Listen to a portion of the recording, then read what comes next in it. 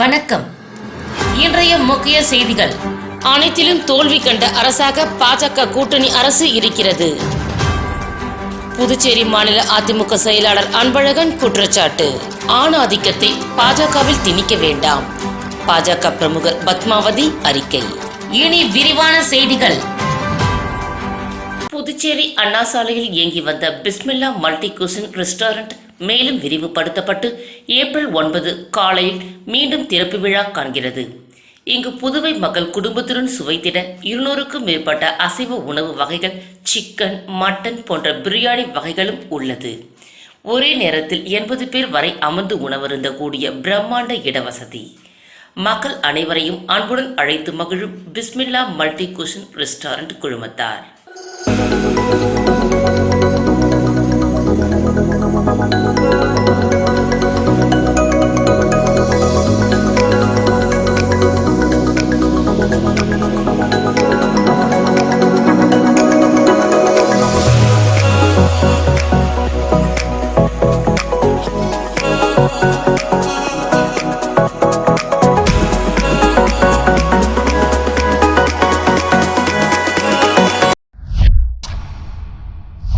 புதுச்சேரி நாடாளுமன்ற மக்களவை தொகுதியில் தேசிய ஜனநாயக கூட்டணியில் பாஜக வேட்பாளராக நமச்சிவாயம் போட்டியிடுகிறார்.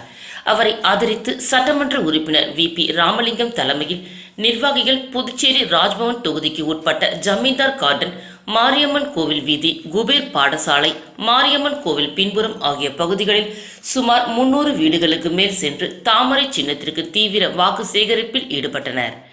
இந்த நிகழ்ச்சிக்கு புதுச்சேரி ராஜ்பவன் தொகுதியின் பாஜக தலைவர் நாகராஜன் முன்னிலை வகித்தார். மேலும் இந்த நிகழ்ச்சியில் பாஜக மாநில செயற்குழு உறுப்பினர் பன்னீர் மற்றும் நகர மாவட்ட துணைத் தலைவர் ஆனந்த பாஸ்கர், ராஜ்பவன் தொகுதியின் நிர்வாகிகளான கதிரவன், மஞ்சினி, முருகன், முத்துக்குமார், பிரகாஷ், ராகுல், ஹரிஷ் மற்றும் வள்ளி என்கிற பச்சையம்மா, மாலதி, பாக்யா, உமா, மகேஸ்வரி மற்றும் ஏராளமான நிர்வாகிகள் கலந்து கொண்டு வீடு வீடாக சென்று தாமரை சின்னத்திற்கு தீவிர வாக்கு சேகரிப்பில் ஈடுபட்டனர். முன்னதாக இந்த நிகழ்ச்சிக்கு வருகை புரிந்த சட்டமன்ற உறுப்பினர் VP ராமலிங்கத்திற்கு ஆளுயர மாலை அணிவித்து ஆரத்தி எடுத்து மலர் தூவியும் பொன்னாடை போத்தியும் சிறப்பான முறையில் வரவேற்பு அளிக்கப்பட்டது. இந்த நிகழ்ச்சிக்கான ஏற்பாடுகளை கிளையின் நிர்வாகிகளான சதீஷ்குமார், லாவண்யா, தமிழரசி, கணேசன், பூங்கோதை, வித்யா, சாந்தி, சரவணன் உள்ளிட்டோர் சிறப்பாக செய்திருந்தனர்.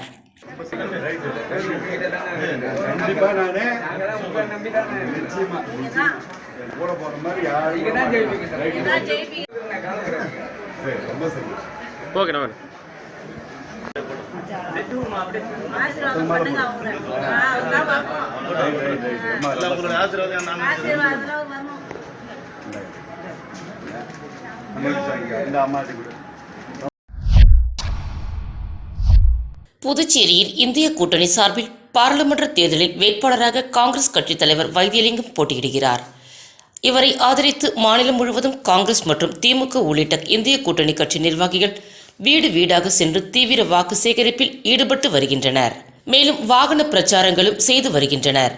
இந்த நிலையில் ராஜ்பவன் தொகுதி காங்கிரஸ் கட்சி சார்பில் ராஜ்பவன் தொகுதி காங்கிரஸ் கட்சி பொறுப்பாளர் வழக்கறிஞர் மருது பாண்டியன் தலைமையில் தொகுதிக்கு உட்பட்ட வைத்திக்குப்பம், கணேஷ் நகர் உட்பட அதனை சுற்றியுள்ள பகுதிகளில் வீடு வீடாக சென்று காங்கிரஸ் அரசின் சாதனைகளை மக்களிடம் எடுத்து கூறி கை சின்னத்திற்கு தீவிர வாக்கு சேகரிப்பில் ஈடுபட்டனர்.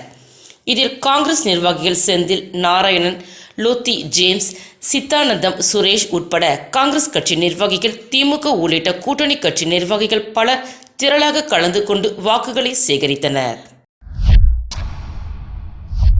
புதுச்சேரி முதலியார்பேட்டை தொகுதியில் தேசிய ஜனநாயக கூட்டணியின் பாரதிய ஜனதா கட்சி வேட்பாளர் நமச்சிவாயத்திற்கு முதலியார்பேட்டை தொகுதியில் பாஜகவினர் வாக்கு சேகரிக்கும் பணியில் ஈடுபட்டனர். அப்பொழுது பாஜக மாநில மகளிர் அணி துணைத் தலைவி ராஜேஸ்வரி பாரதிய ஜனதா கட்சி முக்கிய பிரமுகர்களுக்கு வாக்கு சேகரிப்பின் பொழுது பொன்னாடை அணிவித்து பூத்தூவி சிறப்பான வரவேற்பு அளிக்கப்பட்டது. நிகழ்ச்சியில் அசோக் பாபு சட்டமன்ற உறுப்பினர் மற்றும் பாரதிய ஜனதா கட்சியின் கல்வியாளர் பிரிவின் நகர மாவட்ட தலைவர் VCC நாகராஜ், வெற்றி செல்வன், முன்னாள் கவுன்சிலர் சத்யராஜ், சின்னத்தம்பி, பாஜக முக்கிய பிரமுகர்கள் பலர் கலந்து கொண்டு வீடு வீடாக சென்று வாக்குகளை சேகரித்தனர்.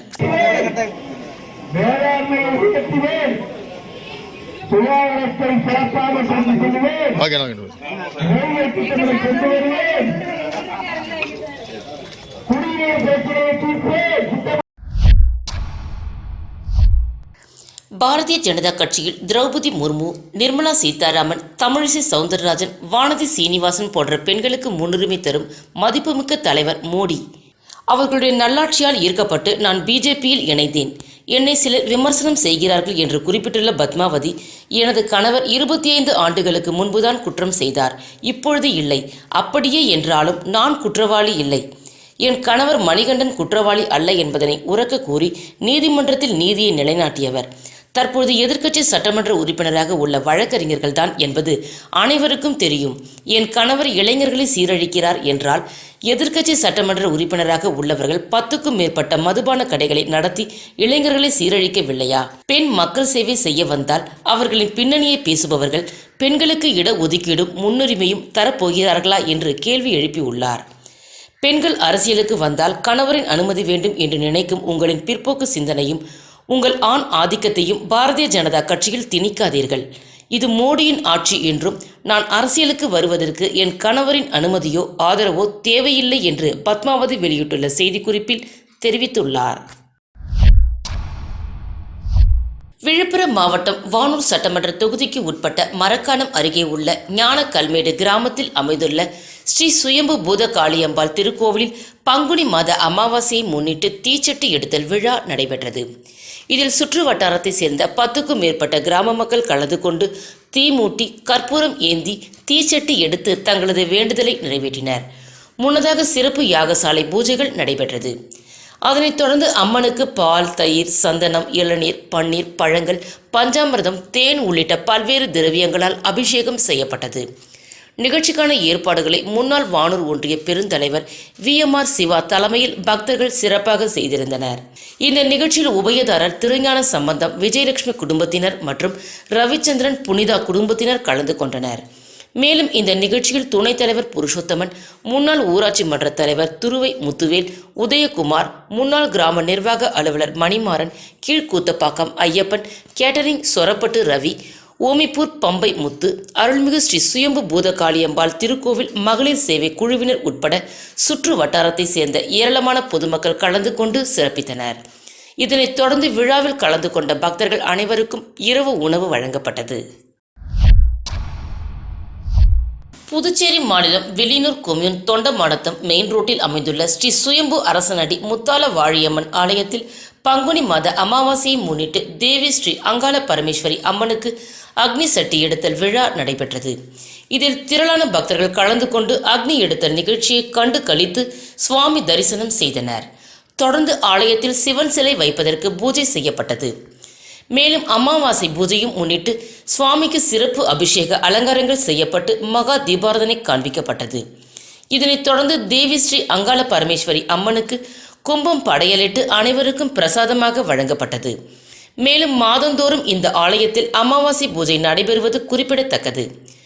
இந்த நிகழ்ச்சிக்கான ஏற்பாட்டினை தொண்டமானத்தம் கிராமவாசிகள் மற்றும் பக்த கோடிகள் வெகு சிறப்பாக செய்திருந்தனர்.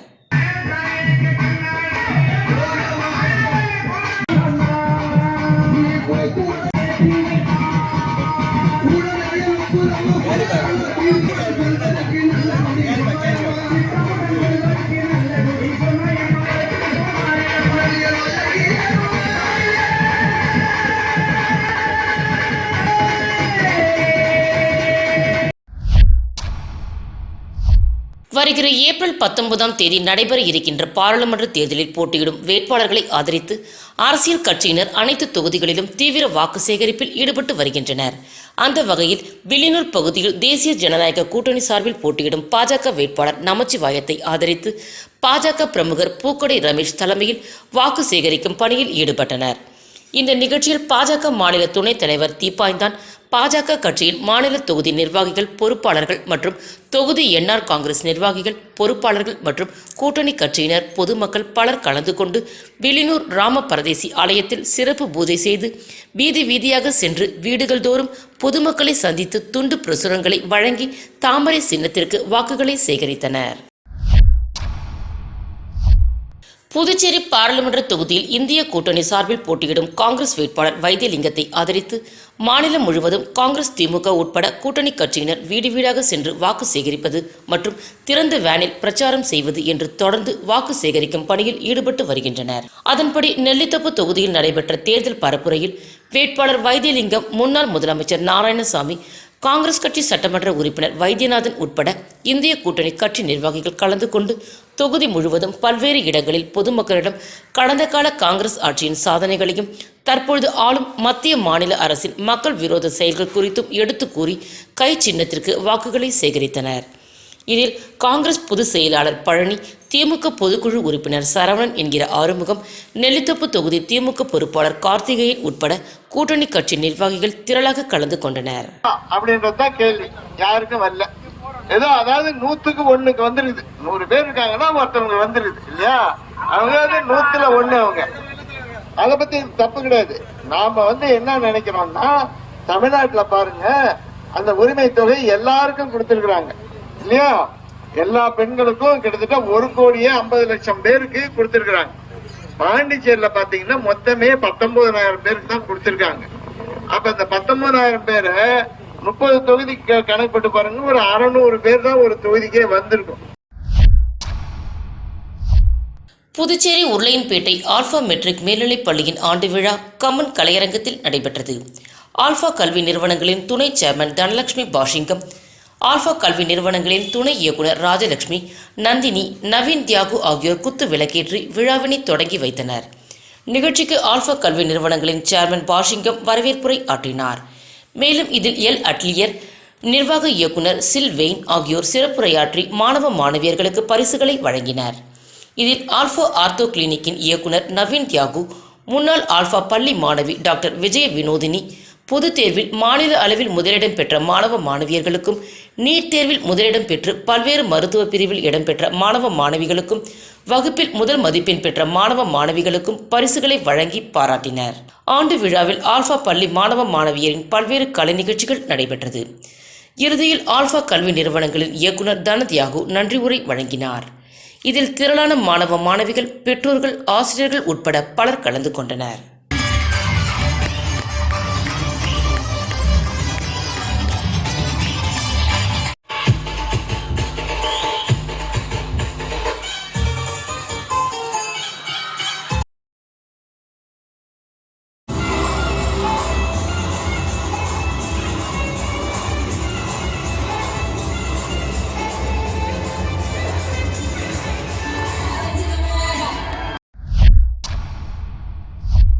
புதுச்சேரி நாடாளுமன்ற தொகுதி அதிமுக வேட்பாளர் தமிழ்வேந்தனை ஆதரித்து இன்று தட்டாஞ்சாவடி தொகுதியில் மாநில செயலாளர் அன்பழகன் இரட்டை இலை சின்னத்திற்கு வாக்கு கேட்டு தீவிர பிரச்சாரம் மேற்கொண்டார்.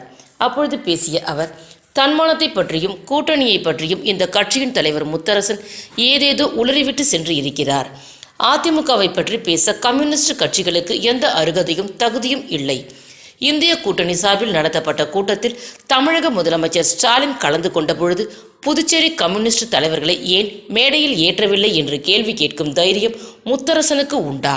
ஒரே பாராளுமன்ற தொகுதியில் கம்யூனிஸ்ட் கட்சிகள் புதுச்சேரியில் காங்கிரஸ் வேட்பாளரை ஆதரிப்பதும், புதுச்சேரி மாகே பிராந்தியத்தில் காங்கிரஸ் வேட்பாளரை எதிர்த்து சுயேட்சை வேட்பாளரை ஆதரிப்பதும் தான் கம்யூனிஸ்ட் கட்சியினரின் கூட்டணி தர்மமா? வயநாட்டில் கம்யூனிஸ்ட் கட்சியின் பொதுச் செயலாளர் ராஜாவின் மனைவியை எதிர்த்து காங்கிரஸ் கட்சியின் தலைவர் ராகுல் காந்தி போட்டியிடும் சூழ்நிலையில் இங்கு உள்ள கம்யூனிஸ்டுகள் காங்கிரஸ் கட்சியை ஆதரிக்க வேண்டிய அவசியம்தான் என்ன என்று கேள்வி எழுப்பினார். இந்த பிரச்சாரத்தில் அம்மா பேரவை மாநில செயலாளர் சுத்திகேணி பாஸ்கர் உட்பட அதிமுகவினர் திரளாக கலந்து கொண்டனர். நட்சத்திர தொகுதி, பலமுறை முதலமைச்சரை உருவாக்கிய தொகுதி இது. ஆனா இங்க இருக்கிற மக்களை பார்த்தா முதலமைச்சருடைய தொகுதியில் வாழக்கூடிய மக்களை தெரியல. நிறைய பாவமாகறீங்க. அந்த அளவிற்கு இந்த தொகுதியில வறுமை தாண்டவம் ஆடிக்கொண்டிருக்கின்றது. புதுச்சேரி பாராளுமன்ற தொகுதியில் இந்திய கூட்டணி சார்பில் போட்டியிடும் காங்கிரஸ் வேட்பாளர் வைத்தியலிங்கத்திற்கு முன்னாள் அமைச்சர் கண்ணன் மகன் விக்னேஷ் கண்ணன் ஆதரவு தெரிவித்து இருந்தார். இந்த நிலையில் ராஜ்பவன் தொகுதிக்கு உட்பட்ட பகுதிகளில் வாக்கு சேகரித்து வருகிறார். அதன்படி வைத்திக்குப்பம் மற்றும் அதனை சுற்றி உள்ள பகுதிகளில் வீடு வீடாக சென்று கை சின்னத்திற்கு வாக்களிக்க வேண்டி கேட்டுக்கொண்டார். மேலும் அவருடன் மக்கள் தலைவர் கண்ணன் ஆதரவாளர்கள் திரளாக கலந்து கொண்டனர்.